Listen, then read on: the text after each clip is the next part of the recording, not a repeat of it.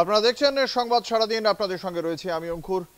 আজকে আর মাত্র আধ ঘন্টা বাকি শিয়ালদা আদালতের 210 নম্বর ঘর থেকে বিচার অনির্বাণ দাস তিনি ঘোষণা করতে চলেছেন আরজিকর কাণ্ডের দোষী সাব্যস্তের সাজা ঘোষণা। এই কাণ্ডে দোষী সাব্যস্ত গত শনিবার দিন 18ই জানুয়ারি ঘোষণা করেছেন বিচারক অনির্বাণ দাস। দোষী সাব্যস্ত হয়েছেন এই মামলায় একমাত্র অভিযুক্ত সঞ্জয় রায় এবং সঞ্জয় রায়ের সাজা ঘোষণা পর্ব আজকে এই বিষয়ে 12:30টার সময় এজলাস বসে। বিচারক শনিবার দিনই জানিয়েছিলেন যে 12:30টার সময় আত্মপক্ষ সমর্থনের সর্বশেষ অন্তিম সুযোগ দেওয়া হবে, চূড়ান্ত সুযোগ দেওয়া হবে সঞ্জয় রায়কে আজকে বলার জন্য অনুমোদন দেওয়া হয়েছিল এবং সেখানেও সঞ্জয় রায় এজলাসে তিনি জানিয়েছেন তিনি নির্দোষ এবং সেই একই কথা বলেছেন তিনি। গত শনিবার যে কথা জানিয়েছিলেন যে তার গলায় রুদ্রাক্ষের একটি মালা ছিল, যদি সেদিন ধস্তাধস্তিতে তিনি জড়িত থাকেন তাহলে সেই রুদ্রাক্ষের মালা ছিঁড়ে যাওয়ার কথা, যদিও তা যায়নি, সে কথাই জানিয়েছিলেন সঞ্জয় রায়। এবং আজকে তার বেশি কিন্তু নতুন করে আত্মপক্ষ সমর্থনে আর কিছু বলেননি বলেই জানা যাচ্ছে।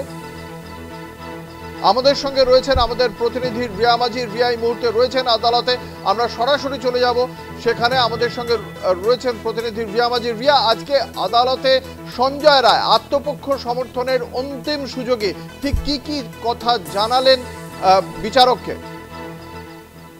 একদমই অঙ্কুটা, তুমি যেমনটা বলছিলে যে গতকালকে বলেছিল, অর্থাৎ গত পরশু দিন যে সঞ্জয় রায় বলেছিল যে তার গলায় রুদ্রাক্ষের মালা রয়েছে এবং যদি সে মিথ্যে বলে তাহলে রুদ্রাক্ষের মালা তার গলা থেকে ছিঁড়ে যাবে, এবং যদিও তা চাইনি। একদমই তুমি ঠিক বলেছো। এবং আজকে যেটা দেখা গেল যে সঞ্জয় রায় সে কিন্তু আজকে যে শেষ আত্মপক্ষ সমর্থনের যে সময় সে পেয়েছে বা তাকে যে দেওয়া হয়েছে, সেখানেও কিন্তু সঞ্জয় রায় সে কিন্তু বারংবার যেটা জানিয়েছে যে সে নির্দোষ, তাকে ফাঁসানো হয়েছে, সে এই ঘটনা ঘটায়নি। কিন্তু প্রথম থেকে তার এই বক্তব্য, তার সপক্ষে যে কোনো এভিডেন্স বা কোনো রকম যে তার কোনো এভিডেন্স বা এই ধরনের কোনো, সে যেটা বলছে যে তাকে ফাঁসানো হয়েছে, তার দরুন কোনো রকম এভিডেন্স সে দেখাতে পারেনি।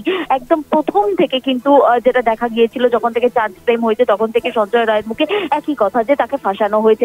এবং যখন পরশুদিন তাকে যখন সুযোগ দেওয়া হয়েছিল তখনও সে একই কথা বলেছে যে তাকে ফাঁসানো হয়েছে, এবং আজও সে একই কথা বলেছে। এবং জাজের তরফ থেকে যেমনটা বলা হয়েছে যে তাকে একদিন এই যে আর্গুমেন্ট চলেছে সারা একটা দিন তাকে দেওয়া হয়েছিল, এবং সেই দিনে তাকে যখন জিজ্ঞাসা করা হয়েছে, একাধিক প্রশ্ন যখন করা হয়েছিল, সে শুধুমাত্র একটাই কথা বলেছে যে তাকে ফাঁসানো হয়েছে, এবং বেশ কিছু প্রশ্নের উত্তর সে দিতে পারেনি। এবং সেই জায়গা থেকে দাঁড়িয়ে তার সপক্ষে কোনো রকম এভিডেন্সও সে দেখাতে পারেনি বা তার লয়ারও দেখাতে পারেনি। এবং সেই কারণের জন্য সে কোর্টের কাছে সিবিআই যে একাধিক এভিডেন্স দিয়েছে বা সেখানে যে ডিএনএ থেকে আরম্ভ করে সার্কামস্টেন্সিয়াল এভিডেন্স এবং যে ব্লুটুথের কথা বলা হচ্ছিল, যেটা সঞ্জয় রায় আগের দিনও বলেছে যে এই ব্লুটুথ তার নয়, সেই জায়গা থেকে দাঁড়িয়ে সিবিআই যে একাধিক তথ্য প্রমাণ দিয়েছে, সেই তথ্য প্রমাণ কিন্তু বলে দিচ্ছে যে এখানে শুধুমাত্র এই ঘটনার সঙ্গে সঞ্জয় রায় জড়িত। এবং সঞ্জয় রায়ের যে এই হেডফোনটা, সেটাও কিন্তু যে সাইবার ফরেন্সিক, তাতে কিন্তু কার্যত স্পষ্ট, কারণ এর আগে একাধিকবার যে সেই হেডফোনের সঙ্গে পেয়ার হয়েছে এবং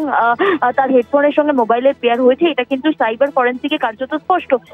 এবং তাছাড়াও তার জামা কাপড়ে যে স্টেন পাওয়া গিয়েছে রক্তের, সেই ডিএনএ স্যাম্পলিং করে যেটা দেখা গিয়েছে যে সেটা সেই তরুণীরই। এবং সেই কারণের জন্য এই একাধিক সার্কামস্টেন্সিয়াল, ডিজিটাল এবং ইলেকট্রনিক এভিডেন্স বলে দিচ্ছে যে সঞ্জয় রায় এই ঘটনা ঘটিয়েছে, এবং সেই কারণের জন্য সঞ্জয় রায় দোষী। সেটা কিন্তু সিবিআই তাদের এভিডেন্সের দরুন সেটা কিন্তু কোর্টকে সন্তুষ্ট করতে পেরেছে, এবং সেই কারণের জন্যই কিন্তু কোর্টের তরফ থেকেও এই সঞ্জয় রায়কে দোষী সাব্যস্ত করা হয়েছে। একদম শেষ দিনে এসে, যেদিনকে তার সাজা ঘোষণা হবে আর কয়েক মিনিট বাকি, সেই জায়গায় দাঁড়িয়েও কিন্তু সঞ্জয় রায় বারংবার বলে যাচ্ছে যে সেই কোনো রকম দোষ করেনি, তাকে ফাঁসানো হয়েছে, এবং একাধিক কথা সে সামনে আনছে, এবং সেগুলো যদিও তার কোনোটাতেই তথ্য প্রমাণ সে দিতে পারছে না। আজকে সর্বশেষ সুযোগে আজকে কি তিনি কিছু জানিয়েছেন আদালতকে?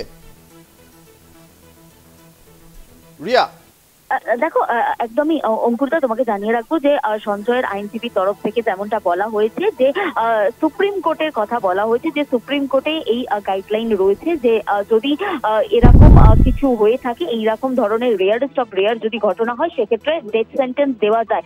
কিন্তু সেখানে একটা সংশোধনেরও একটা জায়গা আছে। যদি এরকম বেশ কিছু জায়গায় রয়েছে যে যদি সেই সংশোধন করার জায়গা থাকে, তাহলে ডেথ সেন্টেন্স থেকে দূরে থাকা যায়। এই ধরনের একাধিক এক্সাম্পল কিন্তু কিন্তু দেওয়া হয়েছে সঞ্জয় রায়ের আইনজীবীর তরফ থেকে।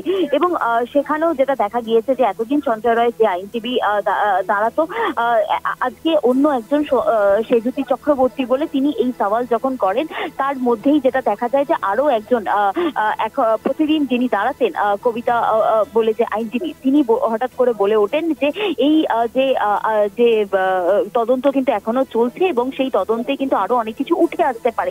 এই বক্তব্য যখন সঞ্জয় রায়ের আর এক আইনজীবী বলে, সেই সময় কিন্তু সঞ্জয় রায়ের তরফ থেকে বলা হয় যে তখন জাজের তরফ থেকে বলা হয় যে এই তার যে বক্তব্য সেটা কিন্তু অত্যন্ত জটিলতার সৃষ্টি করছে বলে এমনটাই জাজের থেকে বলা হয়। কারণ দুটো আইনজীবী দু রকমের স্টেটমেন্ট, সেটা কিন্তু কাম্য নয় বলে জাজের তরফ থেকে বলা হয়। এবং তারপরে যিনি আজকে সাবমিশন করেছে তার থেকে ক্ষমাও চাওয়া হয়। তবে কোর্টের কাছে যেটা সিবিআই এতগুলো তথ্য প্রমাণ, একগুচ্ছ যে তথ্য প্রমাণ দিয়েছে, তা থেকে কিন্তু কার্যত কোর্ট এটাতে সন্তুষ্ট হয়েছে যে সন্তুষ্ট এবং তারা কনভিন্স হয়েছে যে এই ঘটনা সঞ্জয় রায় ঘটিয়েছে এবং সেই কারণে তাকে দোষী সাব্যস্ত করা হয়েছে। এবং এতদিন ধরে যে বিচার প্রক্রিয়া চলেছে, সঞ্জয় রায় বারবার তাকে বলেছে, ঠিক কথা এটা যে তাকে ফাঁসানো হয়েছে, সে বারবার এটাই বলেছে, কিন্তু তার সপক্ষে কোনো রকম এভিডেন্স সে বা তার লয়ারের তরফ থেকে খাড়া করতে পারেনি কোর্ট। এবং সেই কারণের জন্যই মনে করা হচ্ছে যে আর কিছুক্ষণের পর তার বিরুদ্ধে যে সমস্ত অভিযোগ রয়েছে তাকে দোষী সাব্যস্ত করা হয়েছে এবং আর কিছুক্ষণের মধ্যেই তার কি সাজা হতে চলেছে, সেটা লাইফ প্রিজনমেন্ট হতে পারে নাকি ডেথ পেনাল্টি, সেই বিষয়টা কিন্তু অর্থাৎ এই যে তার যে কোয়ান্টাম অফ পানিশমেন্টটা কি, সেটা কিন্তু শোনাবে আর কিছুক্ষণের মধ্যেই। রিয়া, একটা বিষয় জানতে চাইবো, গত 18 তারিখ যেদিন দোষী সাব্যস্ত করা হয়েছিল সঞ্জয় রায়কে, সেদিন আমরা দেখেছিলাম এই রায় শোনার জন্য বহু মানুষের, সাধারণ মানুষ থেকে শুরু করে এই আন্দোলনের সঙ্গে যুক্ত বহু সংগঠন পক্ষ থেকে উপস্থিত ছিলেন আন্দোলনকারীরা। তারা আদালতের বাইরে ভিড় করেছিলেন এবং সেই কারণে ত্রিস্তরীয় নিরাপত্তা রাখা হয়েছিল। আজকে আদালতের সামনে চিত্রটা ঠিক কি রকম? দেখো, তোমাকে জানিয়ে রাখবো যে আজকে কোর্টে সেখানেও কিন্তু ত্রিস্তরীয় নিরাপত্তার ঘেরাটোপে মুড়ে ফেলা হয়েছে। এবং তোমাকে জানিয়ে রাখবো যে ক্রস ব্যারিকেড বিভিন্ন জায়গা ঘিরে ফেলা হয়েছে, কোর্টের চত্বর ঘিরে ফেলা হয়েছে এবং সঞ্জয় রায়ের যে নিরাপত্তাটা সেটা কিন্তু মূল নজরে রাখা হয়েছে। এবং সেই কারণের জন্য কোর্ট রুমে অব্দি ক্রস ব্যারিকেড দেওয়া হয়েছে, যেখান দিয়ে সঞ্জয় এজলাসে ঢুকবে সেই জায়গাটা পুরো ক্রস ব্যারিকেড দিয়ে ঘিরে দেওয়া হয়েছে এবং ফোর্স মোতায়েন করা হয়েছে যাতে সঞ্জয় রায়, কারণ একদম বিচার প্রক্রিয়া শেষ করে একদম শেষ দিনে যেখানে সাজা শোনাবে আর কিছুক্ষণের মধ্যেই বিচারক অনির্বাণ দাস, সেই জায়গা থেকে দাঁড়িয়ে আজ সঞ্জয় রায়ের যে ত্রিস্তরীয় নিরাপত্তা সেই দিকটা যেমন খেয়াল রাখছে এবং কোর্ট চত্বর সেখানেও কিন্তু ত্রিস্তরীয় নিরাপত্তায় মুড়ে ফেলা হয়েছে। রিয়া, একটা বিষয় জানতে চাইবো, গত শনিবার দিন সঞ্জয় রায়কে দোষী সাব্যস্ত করা হয়েছে। আজকে ছিল তার সামনে সর্বশেষ সুযোগ আত্মপক্ষ সমর্থনের। আজকে তুমি প্রথম থেকে আদালত চত্বরে ছিলে, সেক্ষেত্রে এই আদালতে আসা এবং কাঠগড়ায় দাঁড়িয়ে আত্মপক্ষ সমর্থনের সর্বশেষ সুযোগ পেয়ে যে কথাগুলো তুমি সঞ্জয় বলেছে বলে দর্শকদের জানালে, সেই সময় তার বডি ল্যাঙ্গুয়েজ কি ছিল? তাকে কিরকম মনে হলো যখন বিচারপতি জানালেন যে এই বিষয়ে উভয় পক্ষের বক্তব্য শোনার পর তিনি যখন জানাচ্ছেন যে আর কিছুক্ষণের মধ্যেই রায় ঘোষণা হবে, তার ঠিক কি সাজা হতে চলেছে, সেই সময় বা বডি ল্যাঙ্গুয়েজ কি ছিল সঞ্জয়ের? কতটা অ্যাগ্রেসিভ ছিল বা নাকি এখন খানিকটা হলেও ম্রিয়মান হয়ে গিয়েছে সঞ্জয় রায়? কি দেখলে তাকে? দেখো, এর আগে যেদিনকে তাকে দোষী সাব্যস্ত করা হলো সেই দিনকে যেভাবে দেখা গেল যে সে অত্যন্ত অ্যাগ্রেসিভ হয়ে উঠেছিল, আজকে সেই ধরনের অ্যাগ্রেসিভ তাকে না দেখা গেলেও কিন্তু সে ক্রমাগত নিজেকে ডিফেন্ড করে যাচ্ছে এবং একই বক্তব্য তার যে তাকে ফাঁসানো হয়েছে, তার কোনো কথা শোনা হয়নি এবং তাকে যে মেডিকেলের জন্য সিবিআই নিয়ে গিয়েছিল, তাকে বেহালায় নিয়ে গিয়ে হাফ রাস্তা ঘুরিয়ে আনা হয়েছে, কমেন্ট হসপিটালে নিয়ে যাওয়া হয়নি, কোথাও তাকে মেডিকেল করানো হয়নি এবং তার বেশ কিছু তথ্য প্রমাণ যে লোপাট করা হয়েছে সে কোর্টে এসে যেগুলো শুনেছে সেই বিষয় নিয়েও সে আজকে বক্তব্য রাখে এবং সমস্ত তার যে নিটফল, এক কথায় বলতে গেলে সঞ্জয় বলতে চাইছে যে সে সেই ঘটনা ঘটায়নি, সে হয়তো হসপিটালে গিয়েছিল কিন্তু তাকে ফাঁসানো হয়েছে, সেই ঘটনার সঙ্গে কোনোভাবেই যুক্ত নয়। বারবার সঞ্জয় রায় কিন্তু এমনটাই বলছে এবং তার যে বডি ল্যাঙ্গুয়েজ সেটা কিন্তু বাকি দিনগুলোর মতো আজকে সে অত্যন্ত অ্যাগ্রেসিভ না হলেও কিন্তু যেটা দেখা গিয়েছে যে আজকেও তাকে ডিফেন্ড করার জন্য সে কিন্তু এটাও বলেছে যে তাকে পুলিশের তরফ থেকে আর যে যখন জাজের তরফ থেকে জিজ্ঞাসা করা হয়েছে তার ফ্যামিলি তার সাথে কন্ট্যাক্ট রেখেছে কিনা, তার বাড়িতে কে কে আছে, তাকে তার সাথে দেখা করতে এসেছে কিনা জেলে, সে কিন্তু সেখানেও বলে নিজেকে ডিফেন্ড করে যে তাকে দেখা করতে দেওয়া হয়নি ফ্যামিলির সঙ্গে। এবং সেই জায়গা থেকে দাঁড়িয়ে কিন্তু ফার্দার বলা হয় যে তার ফ্যামিলির কেউ তার সাথে দেখা করতে আসেননি।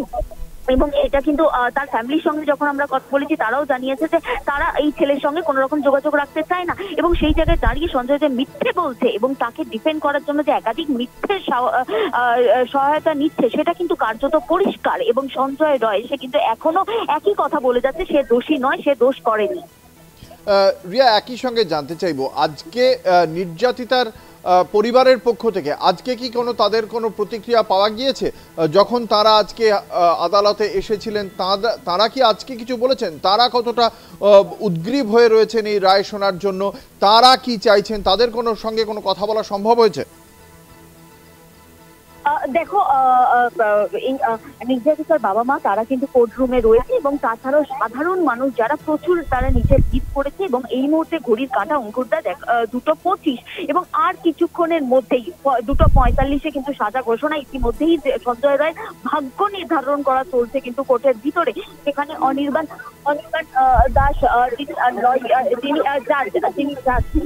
তিনি কিন্তু ইতিমধ্যেই সেই অর্ডার কিন্তু এখনো অব্দি তিনি লিখছেন, কারণ তিনি জানিয়েছেন যে এর আগে যখন এই সাবমিশন যখন শেষ হয় তখন তিনি বলেন যে তাকে অর্ডার লেখার জন্য কিছুটা সময় দিতে হবে এবং সময় দিতে হবে। সেই মতন কিন্তু 2:45 সেই সময় কিন্তু 2:45 নাগাদ যেটা দেখা যায় 2:45 তিনি বলেন যে সাজা শোনাবেন তিনি 2:45 নাগাদ। তবে এই মুহূর্তে তোমাকে জানিয়ে রাখবো আর কয়েক মিনিটের অপেক্ষা, কারণ 2:25 ইতিমধ্যেই ঘড়ির কাঁটা বলছে 2:26 এবং তারপরে আর কিছুক্ষণের মধ্যেই, কারণ ইতিমধ্যেই কিন্তু মিডিয়াকে যাদের তরফ থেকে বলা হয়েছে যে বাইরে থাকতে 2:45 যখন হবে তখন ঢুকতে দেবে এবং সেই সময় সাজা ঘোষণা করা হবে। এবং তার আগে যে অর্ডার যে লেখার যে প্রক্রিয়া সেটাই কিন্তু একদম শেষ মুহূর্তের কাজ, সেটাই কিন্তু এখন চলছে এবং আর কিছুক্ষণের মধ্যে সেই সাজা ঘোষণা করা হবে। তো বলাই বাহুল্য যে সঞ্জয়ের ভাগ্য নির্ধারণ করা হচ্ছে এখন।